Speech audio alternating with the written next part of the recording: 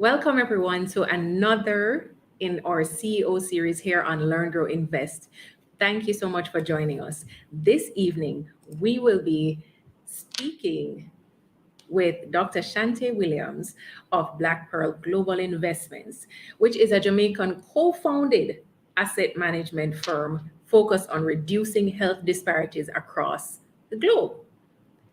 They have recently acquired a Florida-based contact lens manufacturer, Hydrogel Vision Corp, which is now called Black Pearl Vision, and it's now the only Black-owned and woman-led contact lens manufacturer in the world. Like, that's a big deal, groundbreaking stuff.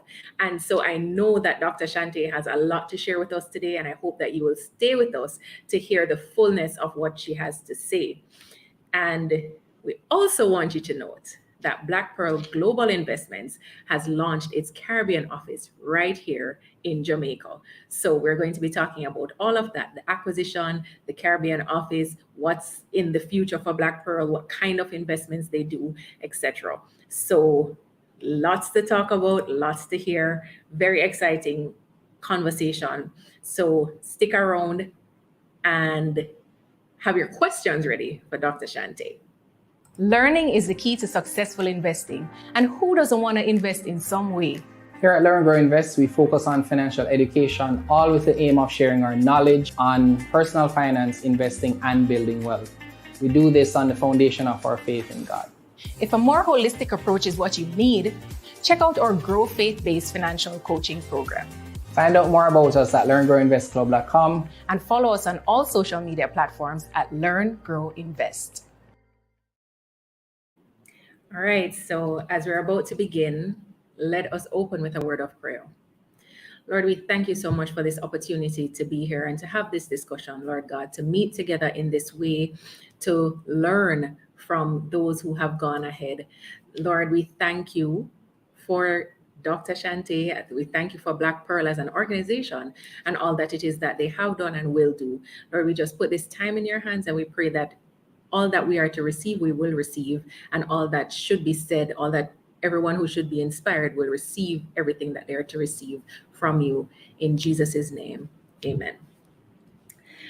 All right, so Dr. Shante, a little bit about her before I bring her on stream with me.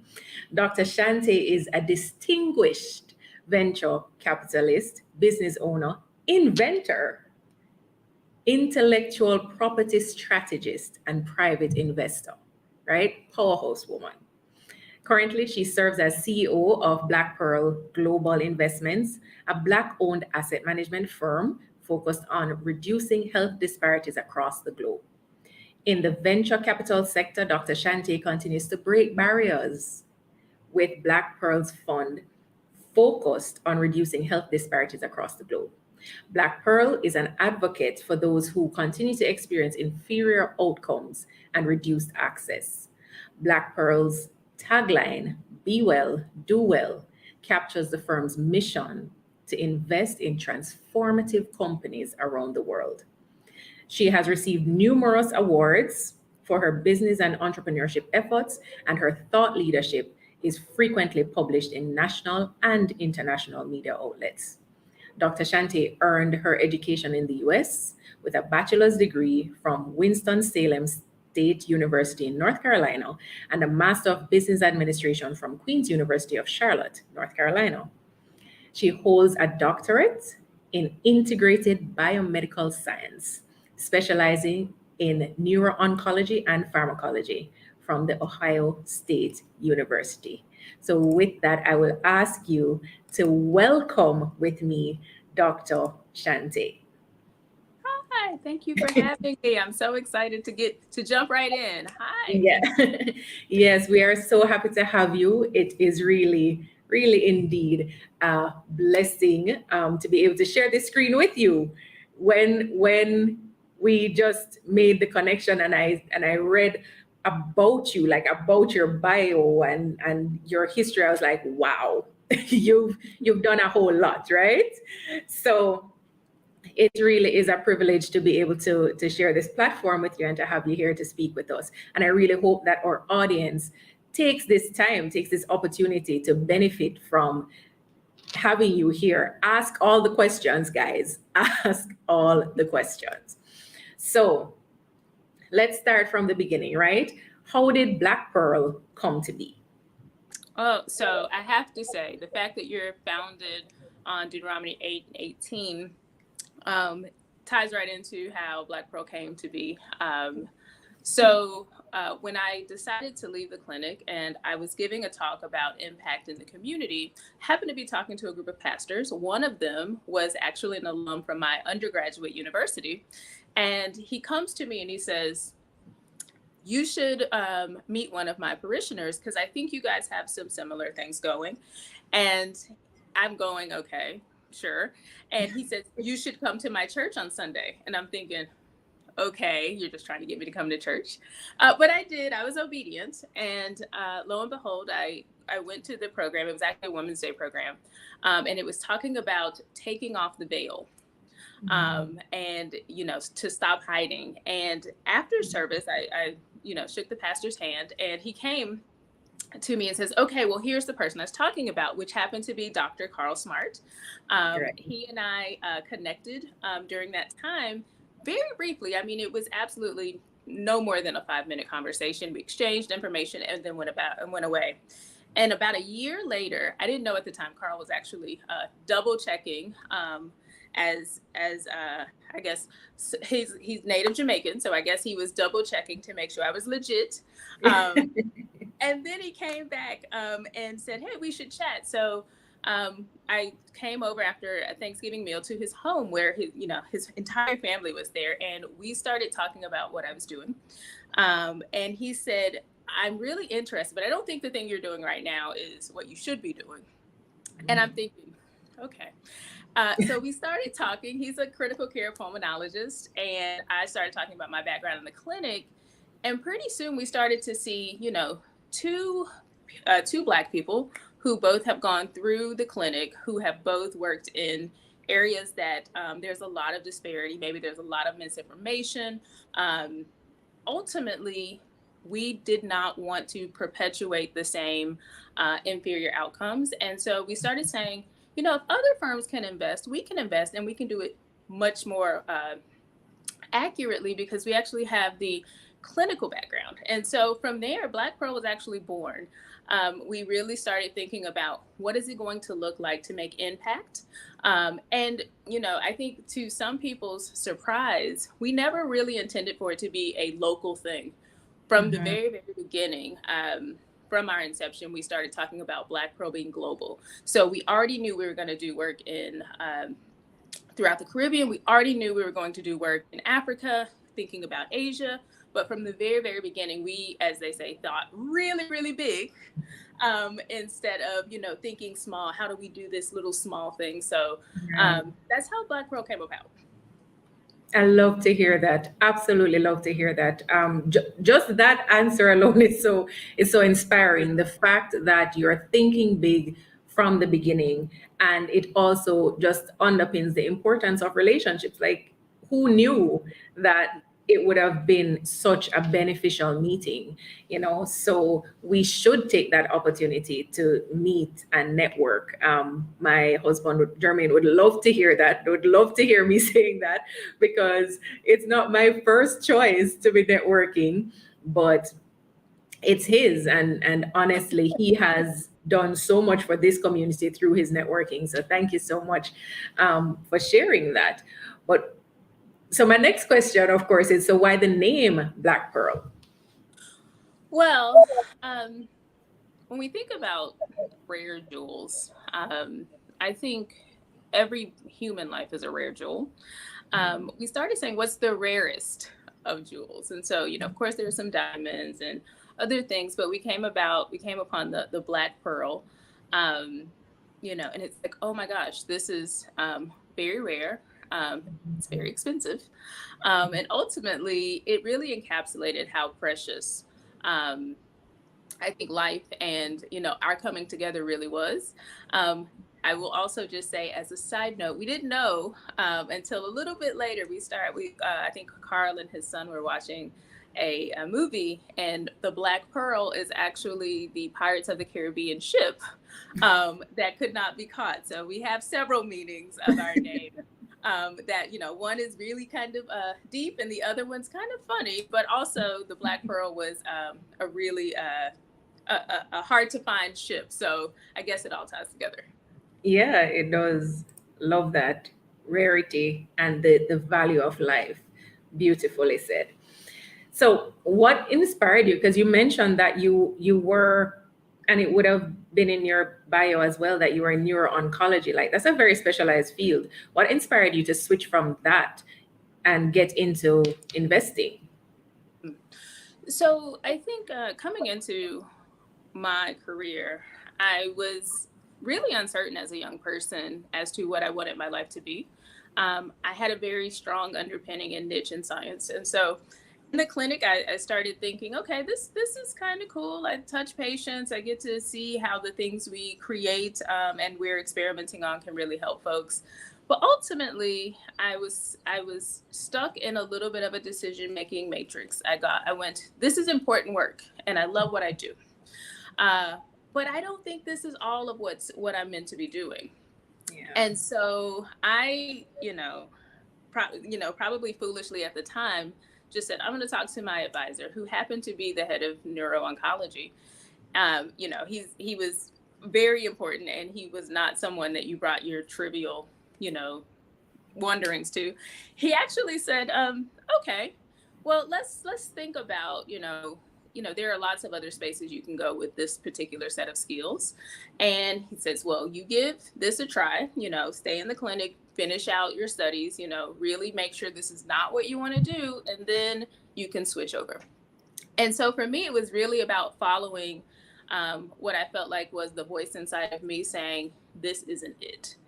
This is not where I want to stay. And then being willing to talk to other folks around me and say, okay, this is how I'm feeling. I want to do something different. And them opening up their relationships to me and saying, I'll help you down this path if this is where you want to go. And really, it was from there that I realized I could take the knowledge I had and marry it to finance and really go from there. A fun fact, I never took a business class before I got my first business job. And which was really pretty amazing in the sense that I really took to it. I really understood the subject matter. And so ultimately, it feels like now a very smart decision. But before, it sounded crazy. I spent all this time doing clinical work and then decided to do something else completely different. And my parents were very nervous for a while. I can imagine. I can imagine. But I say to persons all the time that there's nothing in our life that is wasted. So every experience, everything that we go through helps to build us up for the next thing. It's just how we choose to apply it. So I think you're a perfect example of that. Yep.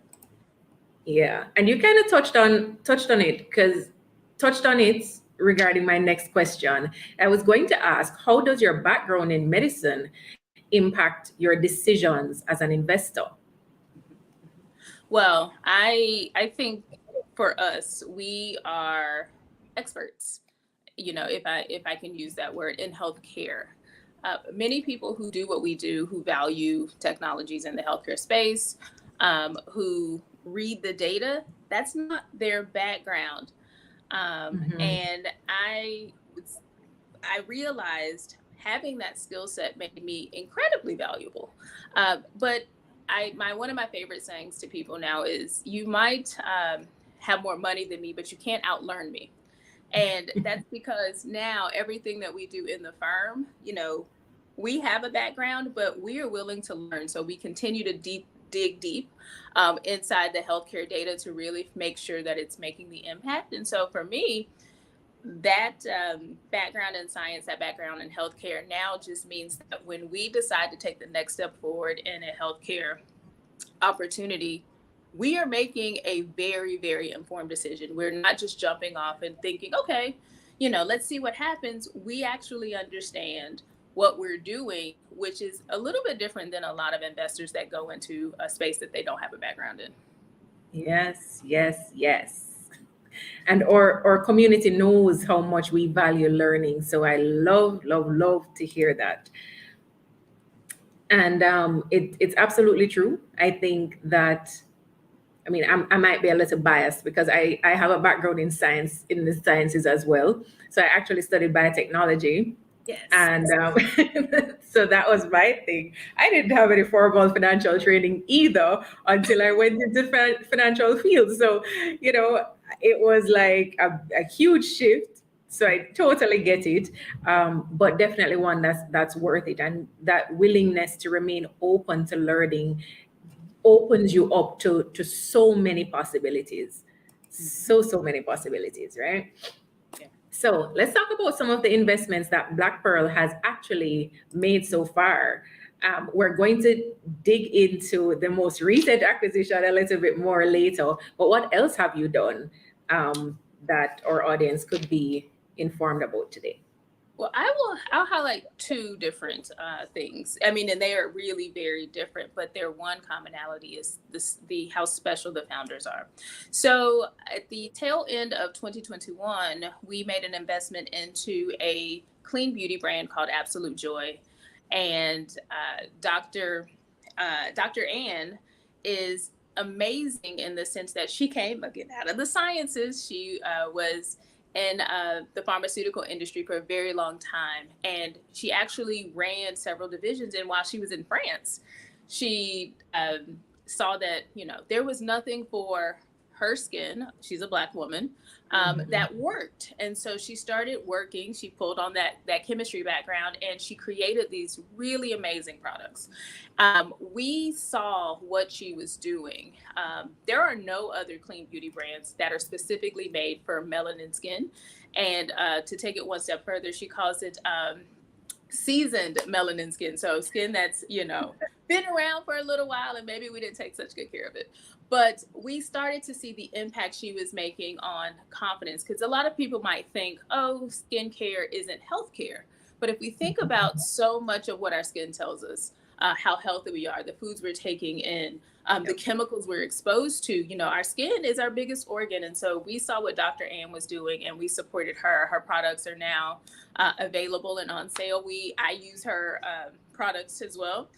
But she was one of the investments that we said, okay, here's a female founder doing her thing. We want to support it. Groundbreaking, breaking barriers there. At the top of this year, we know that around the world, Black women in particular tend to suffer from maternal health disparities much more than others. And we made an investment into a company called Mommy. Again, another Black female founder who said, her background, I think, was in the legal field.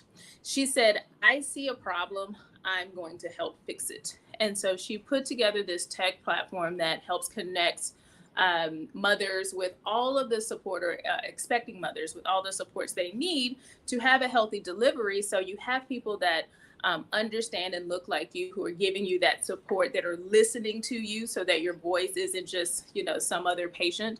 And then postpartum, after you've had the baby, surrounding you with the care to make sure that the next steps are taken care of too, thinking really about the whole health of the person. And, we met Melissa, who's the founder, and we just went, okay, we have to be in on this. And when we decided to make that investment, we didn't know that so many other things were going to happen, at least here in the U.S., around health care and and maternal health. But what we did know is we had a special founder. We already saw disparities, and we wanted to make sure that we supported a founder that was thinking about our communities in a very deep way. I love that. I mean, I must say this to the audience. You will hear me say I love that a lot, because there's so much about what this company stands for that resonates with my soul. I really appreciate the approach that Black Pearl is taking, and how much they have a heart, and it comes through in everything that they do. They have a heart for the underserved, and they're really making that a part of who they are, and they're being a part of the solution. So forgive me for all the love. All the love. I'll take it. I'll take it. But I think it's such an excellent use of your talents, your gifts, and your platform. So Absolute Joy and Mommy, love them both. Need to go find some Absolute Joy for myself. Yes. Go find those products, right? Yes. So we have in our community persons who are entrepreneurs, right? We actually have an entrepreneurship series on our channel as well that helps, that in which basically we just do interviews with entrepreneurs. So this is kind of like a two-in-one with you. And we do those interviews to help persons who are up and coming to get an understanding of what entrepreneurship really is and how it can be impactful, successful, and not just a selfish venture, but actually something that is beneficial to the wider society, right? So we do have some entrepreneurs in our community and persons who are in all different fields. So question then is, how do you as Black Pearl make your investment decisions? You would have mentioned two of your investments, which were for entrepreneurs just now. But how do you choose? So we'll start at the beginning. So Black Pearl really comes in to every company, every meeting with the founder, and we are coming with the mindset of we want to create a healthy world where entrepreneurs can thrive.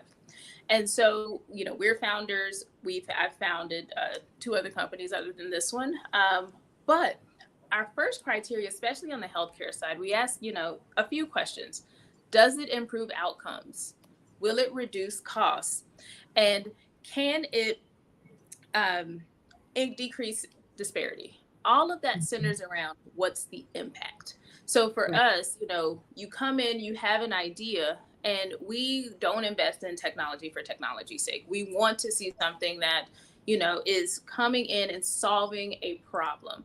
My biggest piece of advice to all entrepreneurs is, if you're starting something, make sure you know what the problem is that you're trying to answer. So that's how we start. What problem are they trying to solve? And then what impact is it going to make? And how good is the plan? I will give you something that a lot of people might find a little disheartening. No matter how good your idea is, we connect with the founder. Mm-hmm. You cannot fake being authentic. You cannot fake hard work. You cannot fake being able to take, critical feedback at times. You cannot fake being a good steward over your finances and really being thoughtful about how you're going to take in our money and then spend it. So a lot of our early decisions really are based on that founder connection. Yes, I'm going to read your pitch deck. Yes, I'm going to dig into your financials, but I'm looking for what is it that this founder brings that makes a difference. Entrepreneurship is hard. Running a business is hard. Being in a startup is hard. Raising capital is hard. It's all hard, right? Yes. And unfortunately, it can also be a little bit lonely, especially when you're the first one maybe doing something. Yeah. And so we're looking for founders that, yes, there are going to be some wins and some successes, but there's going to be a stack of no's. And there's going to be a stack of people who are not cheering for you. Or, are your competitors. And we want to make sure that the founders we put our money behind are really ready to take all of those things on, that they're not going to just hit the road when times get tough. And, honestly, that really have a heart for the communities that they are in. I think a lot of entrepreneurs don't really think of themselves as servants, but I do truly believe that if you are starting a company that is impactful, you are a servant of the community that you're in. While you're using those community resources, you are maybe taking capital from the government, you are absolutely there and planted in that community to be a servant. And so we are really looking for, can we work with this founder with their authentic identity, and do they really have heart for the thing that they're doing? I'll just say one more thing. entrepreneurship isn't every time I see a good idea, now I have a company. I used to chuckle at the person that one day was selling T-shirts and the next day they're selling candles, and then you might see them, they're a musician later, and every time they have this idea, they're selling something different, right? Yeah. No, entrepreneurship is sticking to the plan. We want to look for people who are going to be in this for the long haul. When you work with an investor, you are really signing up for a very long term. So the average marriage around the world is about 7 years now. The average relationship for an investor is 10 years, which means you're going to be with your investor possibly longer than your spouse. And it's a lot harder to get rid of your investor than it is your spouse. And so we have the same thing. It's going to be hard for us to dump a company that's just, draining us of money. And so for us, again, back to the connection. Are you doing the things that you said you were going to do? Are you going to be here for the long haul? And are you committed to making the impact year over year, even in down economic times, even in good economic times? Awesome. That, man, you mentioned the entrepreneurs who jump from business to business, and I think sometimes it is difficult to choose because you have so many interests and or so many things that you're good at. So you're like, okay, let me try this or let me try that and see which one sticks. But I'm glad that you addressed that to indicate that there must be a bigger reason, and we advocate for that as well. There must be a why are you doing this, what impact are you expecting to have, and that will help you to identify the direction that you should be going in. We do have a couple questions from our audience, so if that's okay, we can answer a few of those. The first one is there any investment decision that you regret? I don't really believe in regrets. And that's not to say I've not made investments and lost money. I am what I call a visceral investor. And so I get behind the founder. I believe in founders. Not every one of those decisions has been a good idea. I don't really regret any investment decisions. I think one of the things I wish I do more often, or maybe a little bit earlier, is cutting ties. If you're an investor, the principle of sunk cost, if you're in business, just because you've already put in, $1 million doesn't mean let's put in another million because I'm already a million in. Sometimes you have to cut ties and let go. And so if there's anything I might regret in investment decisions, is probably hanging on too long once I've already known that this is not going to be the thing that I thought it was going to be. That's probably the biggest thing that I could say. I'm still working on it because I don't like to see things fail, and I don't think anybody really does. So I have to learn to let go faster. I think our investors in the stock market can appreciate that as well. All right, so our next question is from Alien, who asks, how can we invest in Black Pearl? He says he's loving the work. Well, we're happy to have you. You can partner with Black Pearl via investment in one of our three sectors. We have a venture capital sector, which we've talked about, writing those equity checks. We also have a lending arm, which also people can invest in. And that works exactly like you think lending does. We find companies that really want to take a loan and not equity, and there's some margin there. So we can pull you in that way. And then also on the private equity side, as we look to acquire more companies, there's an opportunity to partner with us there. So if you want to engage with us on the investment side, the Black Pearl Global Investment Team will definitely have a chat with you. Awesome. Awesome. I'm sure that the team, the community is happy to hear that, right? More questions are rolling in. So this is from Zamaria, Spa of Africa. Love it. And the question is, what's Black Pearl's future goals? Okay, so I have to say, Zamaria is actually here in Charlotte, and Anita is a fantastic business owner that I had the pleasure of meeting during the pandemic. And Zamaria is a fantastic place. Is where I go to get my massages. But our future goals are quite diverse. Of course, we want to continue to invest in companies. Really, we are looking for how can we bring more Black folks in particular into the investment space. A lot of times when I go into a room, I'm the only person of color, I'm the only woman, yada, yada, yada. And part of what we want to see is more people joining in and investing. So our future goals include, really stepping out and pulling more people in, helping them gain the knowledge, helping them become investors, because, we want to see every seed that we plant inside of another person go to a different country. We're not trying to do all of this work ourselves. We are definitely trying to inspire and bring on other people. So that's one thing. But as I think about my wider plan, my wider vision, I would love, getting back to healthcare, to have a facility that's really dedicated to holistic, impactful wellness for all folks. I know we need training. We need better trained professionals. We need places where we can really go. I came from a cancer care background, and ultimately we shy away from those really serious diseases. And I think people get afraid of what the end of their life is going to be. And I'd love to really do more work and have Black Pearl start to look at how do we train up health professionals to help you along your journey, where you're not feeling afraid, whether, your life is ending or your life is, going to take a different turn,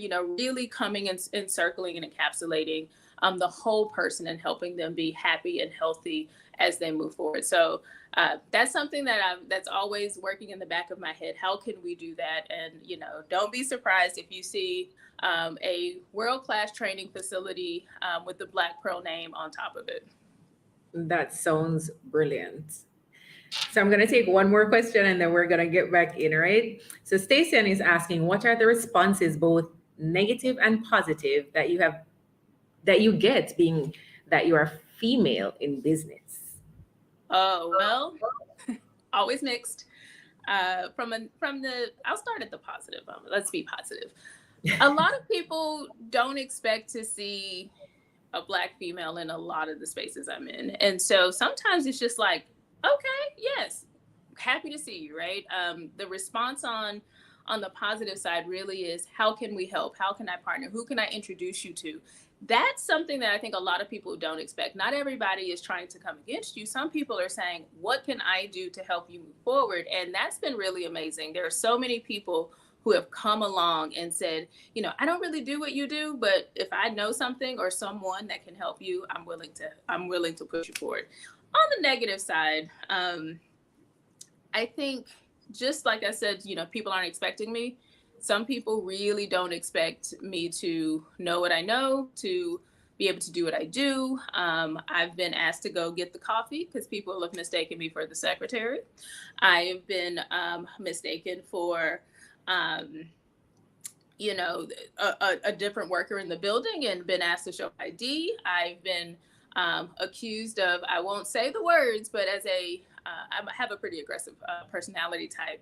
And I'm not conflict averse. So I'm happy to meet you head on every time. And, I've been called some really nasty things, in the sense that people expect, a female business owner to really back down. I got a lot of fight in me. I came from a line of female fighters. And so we are all like, no, let's do it. And even having that kind of energy, I'm going to fight for my company just like I fight for anything else, just like a man would fight for his business. The 51 employees that are under my purview now, every day I get up and I'm fighting for them. And so that scares people. And that really sometimes has them really going, okay, well, we're going to stop this, or we're going to try to get in the way. And I've really learned that I've got, really thick skin at this point. Yes, social media throws those negative comments. Really, you said know your why. When that kind of negativity comes your way, not only do I have people that are willing to take on the fight with me, but you have to come back to, why am I doing this? And I have to come back to, why am I doing this? Of course, people think I'm crazy. every time I do something, because they've never seen it before. It's not for them to see. God did not make my calling a conference call. It was to me. So of course they think I'm crazy. But as I move forward, the negativity just reaffirms, I think, how we're really shaking the tables. Amen to that. It was not a conference call. I love it.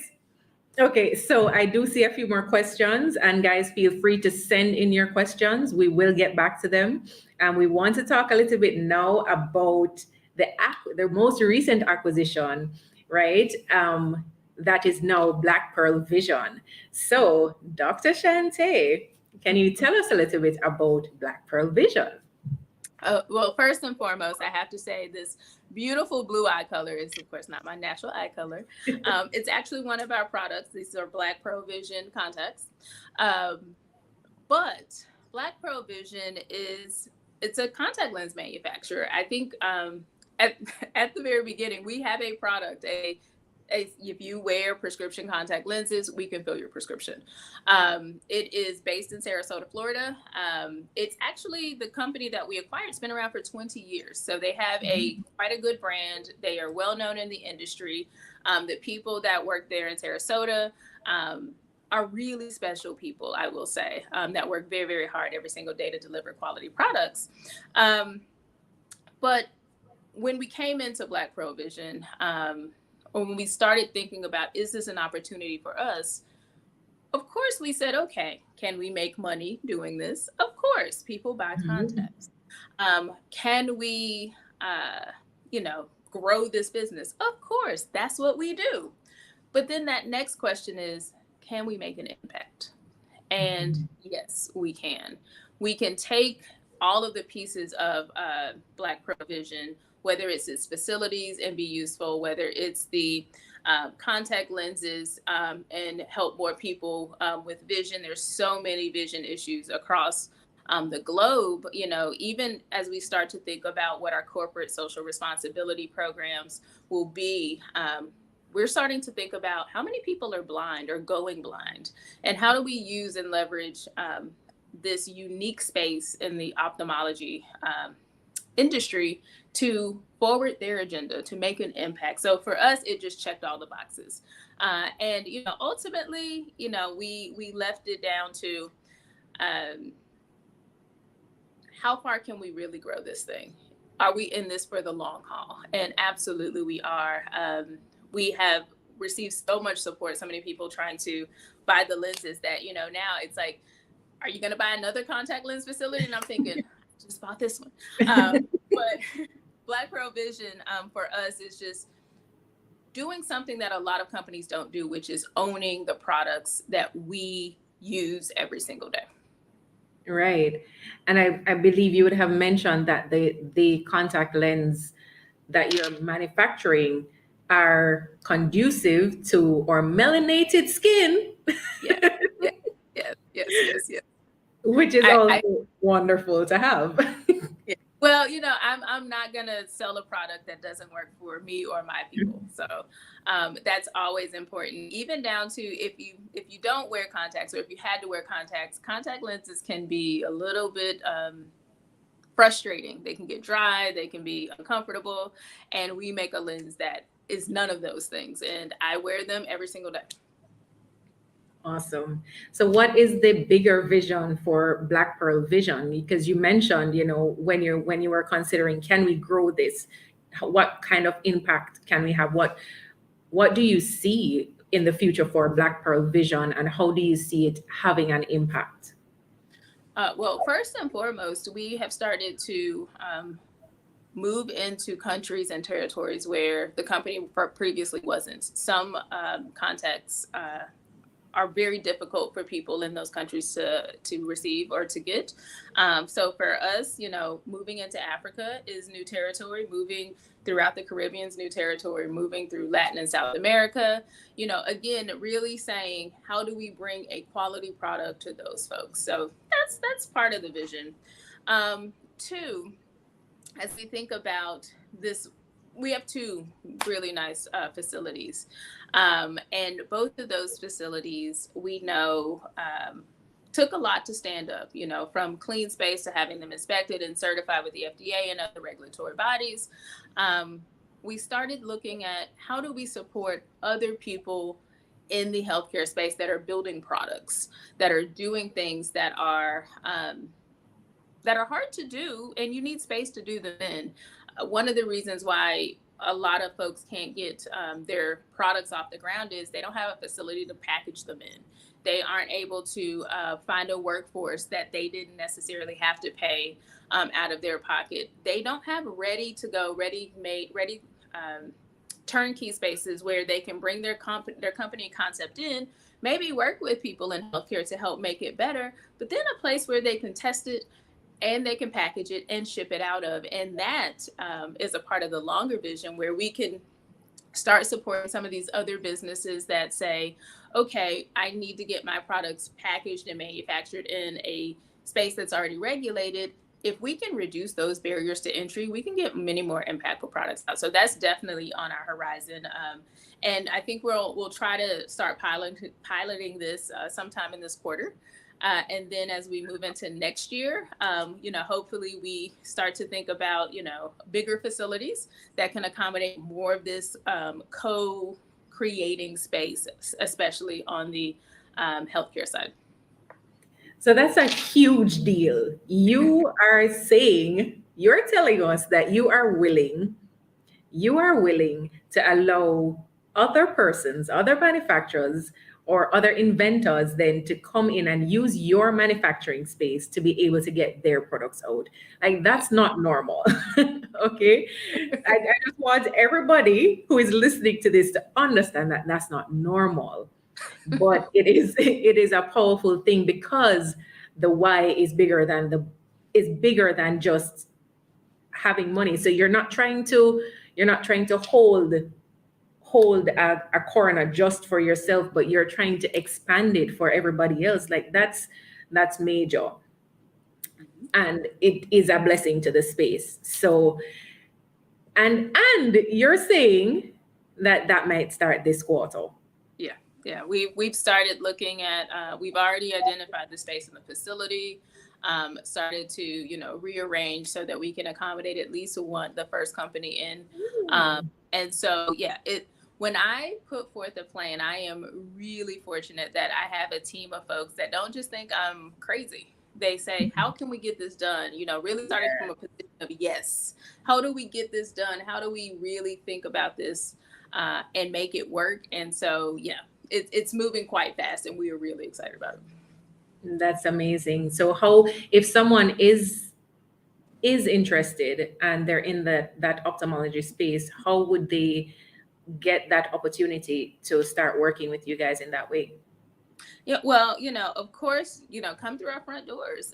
If you visit Black Pearl Global Investments, the top line company, there's a contact us page. If you visit blackpearl.vision, there's a contact us page. And, you know, a lot of it is saying, I'm raising my hand and saying, hey, how can I, you know, this is what I'm thinking.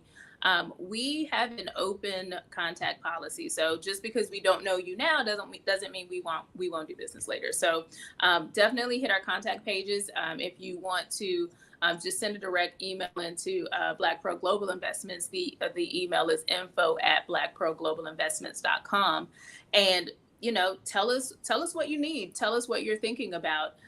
That's usually the front door for, you know, kind of our non-investment related activities. Understood. So, of course, now we want to know, with the Caribbean and Jamaica, how do we get some of those Black Pearl Vision products in our hands? Oh, we are working very fast. We do have an office in Kingston, Jamaica.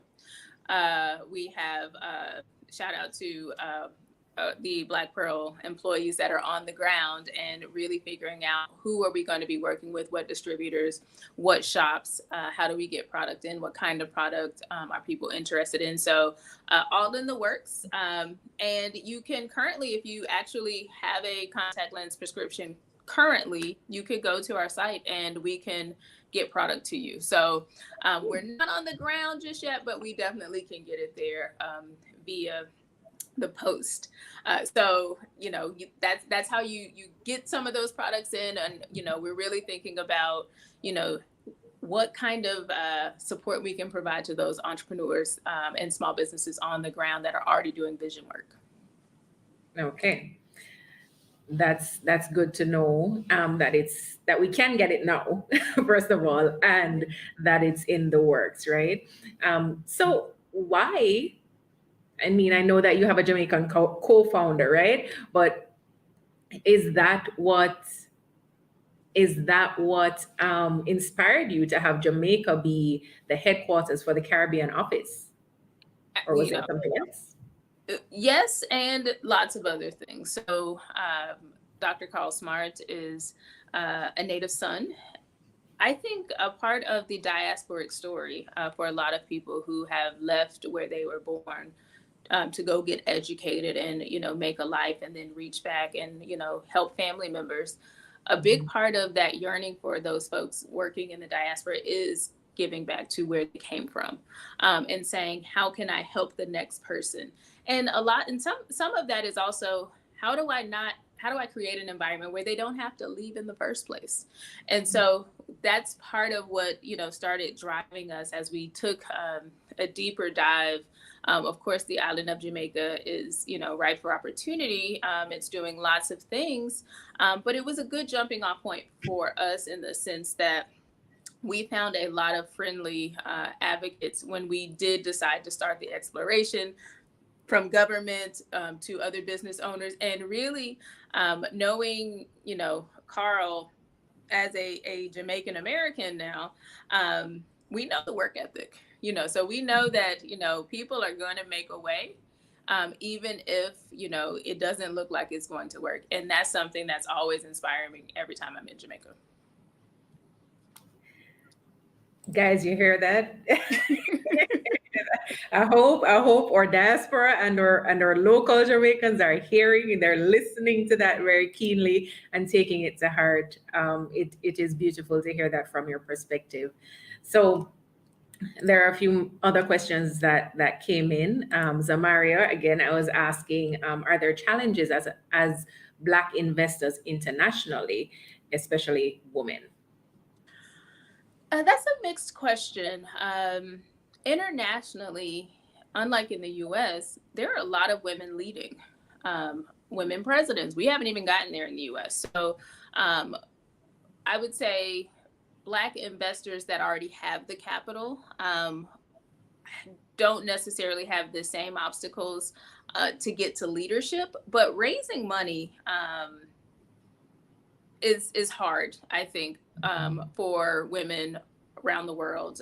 Raising money as a Black investor is hard around the world. Getting access to the capital and getting that capital deployed into your firm is hard and challenging, really, for the same structural reasons that we have seen in the U.S. and in other countries, which is the club is closed. The club was not open and was not built for us. And so one of the challenges always is, can I get enough capital to do what I want to do? Also, sometimes it's a lack of imagination in the spaces that we're in. Some people just cannot fathom you're going to do X, Y, and Z. So there's a lot of skepticism. There are people who doubt, especially women, whether they can run or handle all of this responsibility, which is, women can handle anything. But I think some of that really just comes down to, sometimes you have to show people better than you can tell them. And I think from an investment side, things are really starting to get going. We've had Black investors, though, since forever. They just weren't highlighted. And I think the path forward to alleviate a lot of the challenges that people have in raising money really is to start thinking about, how do we start showing up visibly so that the next set of young women investors or Black investors, whether they're US based or internationally, say, hey, there's somebody already doing that, which means it is possible. I can, walk the path. I don't have to, break down barriers in the same way. There is somebody who is, there's some shoulders I can stand on. So There are challenges. A lot of them really mirror just getting enough money in. And the other is people's crappy attitude. So, Yeah. But there's a way through, right? but there's a way through. So we are grateful for persons like you, Dr. Shante, making yourself available and to share on platforms like ours, so that others can benefit. I know that persons in the comments have already been stating that they're thankful that they're part of this discussion and that they're happy to be learning from you already. So the the next question, um, is, what are your passions outside of investing? Charity work, etc. So I'm gonna start with the least serious things, and I'll move to the other side. So one, I really love shoes. So Like anytime that's on your Instagram profile. yes, I am a shoe lover. I like my shoes. I like all kinds of shoes. So that's one thing that I pride myself in. I like fashion. I'm really into just really feeling good, and sometimes that outward expression is through fashion. Um, I do like to read. I love documentaries. I'm really the kind of person that will see a documentary on whatever platform, and I'll go, I don't know anything about that, and I would just watch a documentary. So that's something I really like. On the charity side, I am the outgoing chairman of our Black Chamber of Commerce here in Charlotte. So I work with entrepreneurs and business owners, and I have for the last 6 or 7 years now, really making sure that they could get into spaces where their businesses can grow, they get the capital deployed that they need. I'm also been the chairman of an organization called Heal Charlotte, that does amazing work really with people who are struggling with being unhoused and need stable homes, or children who really are looking for a pathway out of the impoverished situation that they might be in. And then I love the arts. I have no singing talent and I have no musical talent, but I do love the arts. And so I have been, I'm a board member for our local symphony, and also a board member for the opera. So for me, I really enjoy, kind of a well-rounded life. And last but definitely not least, I love to travel. Travel, I like new foods. I like seeing new things. I like new sunsets and new sunrises. So I love traveling. That is awesome. Sounds like we'd get along very well. Like I love documentaries so much, and Jermaine will say, "What is wrong with you? Why can't you just watch a movie?" I'm with you. We'll watch together. Yeah. All right. So we have another question. How open is your company to persons walking in to discuss their business plan or product? You'd have touched on some of that before. So Very open. very, very open. One of the problems with the venture capital space is a lot of firms require a warm introduction. And one of the things we do know is if you are a Black person, if you're a woman, if you came from a lower income background, you don't know any venture capitalists, right? Mm-hmm. You don't know any people that could make that warm introduction. And so that keeps people out. You don't know what you don't know. So, why am I going to turn away someone who might, really show us, something new that we never learned? So for us, we have an open door policy. If you are pitching a product, we have a person that's at the head of entrepreneurship for us who talks to all founders, and he loves founders. He's a founder that has built companies and sold them off 3 times over. So he loves the founder story, and he will, ideate with you. I think one of the things people don't know about us is, even if we don't write a check into you, if we can help you, if we can give our advice to you, if we can help you along the way, if we can, and this happens quite often, if you're developing a healthcare product that is kind of off base, we won't just say, oh, no, thank you. We will actually try to help, really give some feedback that hopefully will help them move to the next level. So sometimes, yes, it's not the right opportunity for us, but if we can make that introduction, yes, we will do that. So very open. Really, for Black Pearl, no one is a stranger. Beautiful. And the last question I'm seeing for now is from Terry, and she's asking, what are your tips for securing startup capital for organizations, both nonprofit and for-profit? So let's start with the for-profit is probably a bit easier to start with. So first and foremost, I tell people to have a capital plan. Most people have a business plan, and the business plan talks about everything under the sun, and then they've got, a couple pages dedicated to the business plan or to the finances, right? They got a couple of spreadsheets and then they move on. What will make you really effective in raising capital is, one, knowing your numbers, but then really understanding the capital you actually need to start up and to grow and then to scale. A lot of founders shy away from the numbers, sometimes because they seem really big, sometimes because they don't necessarily understand them well. And so my tip is always, tell me what you need to be successful. If you tell me that you need to hire 5 people, what does that cost? And put the legwork in, really know the numbers.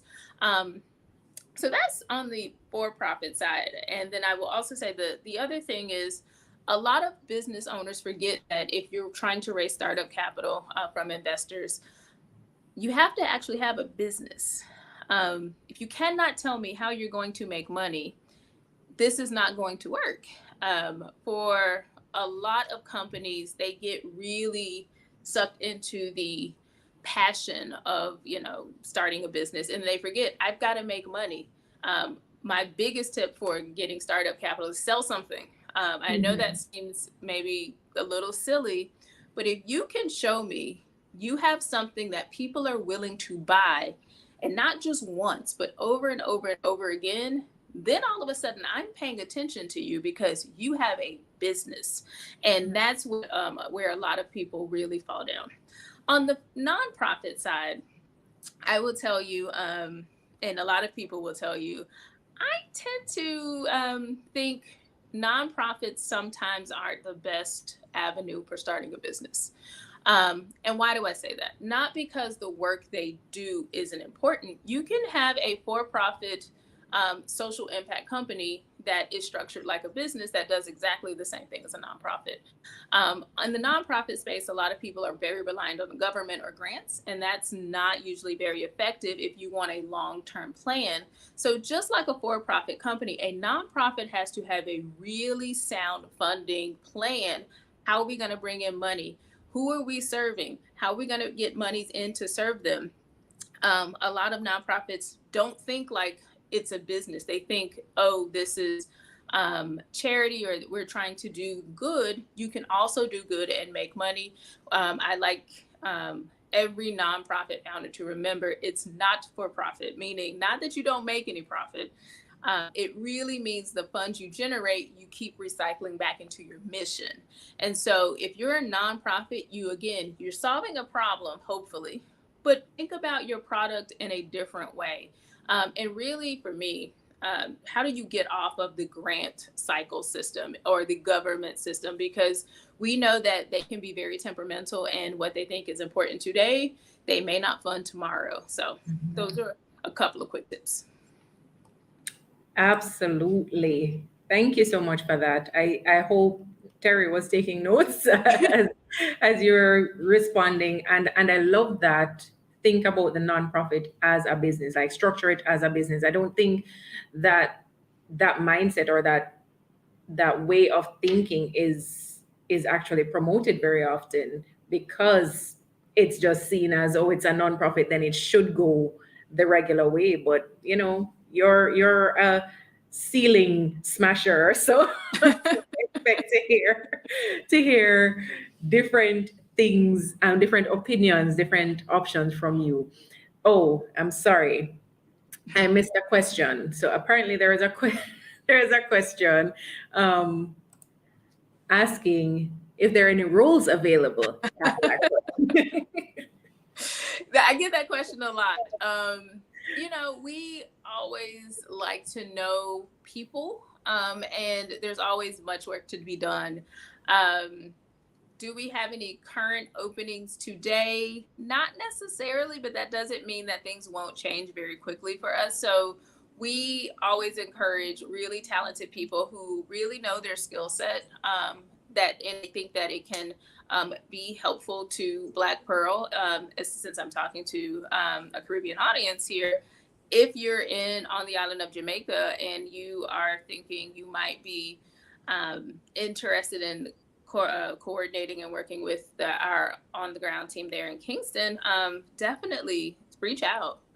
We are always looking for people who can do the work and that are really passionate, that can help us grow and build. So no stated roles as of yet, but I can tell you we have hired people with no roles actually publicized or available.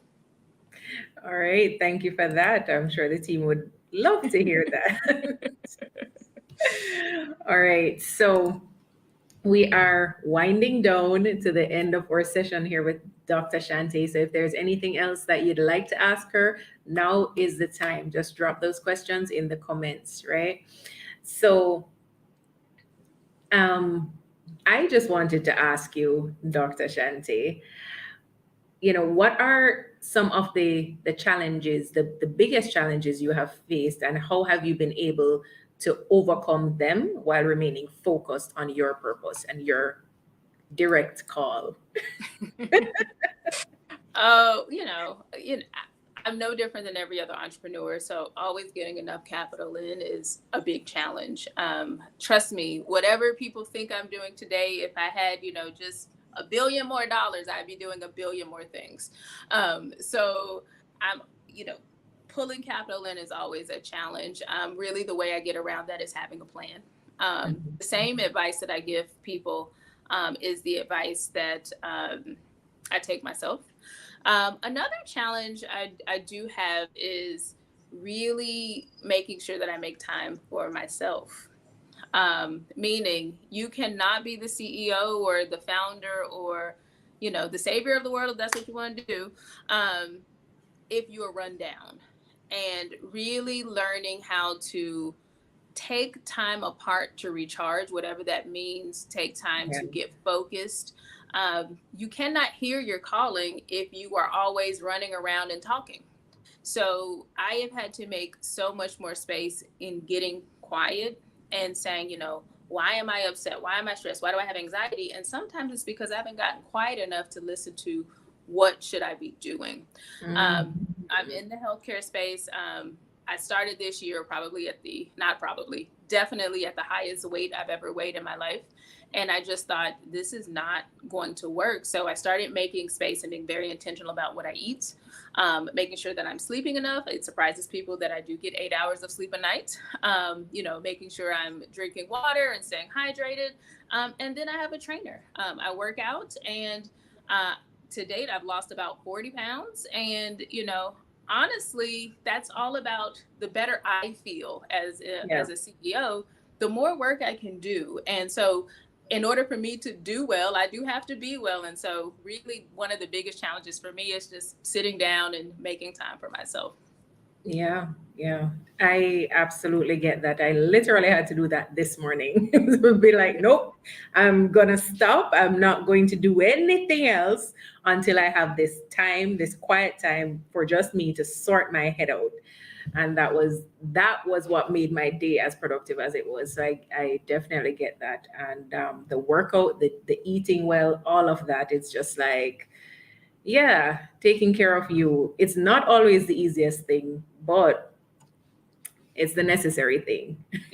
Yes, absolutely. Yeah, yeah. And my final question to you is, what words of encouragement would you like to leave with our audience today? Uh, can I get three things? Sure.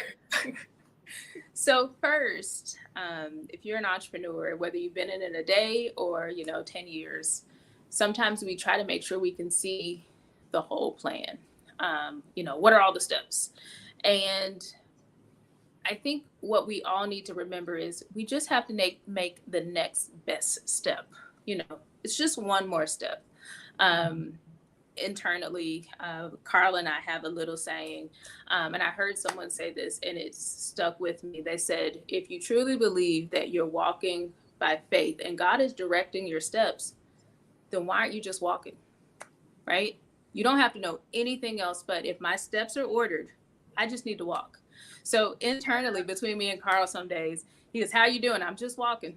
I'm taking that next best step, and we don't have to have it all figured out, but take the step, and then you'll take another step, and before you know it, you're 5 years in. You're way down the path because you took the step.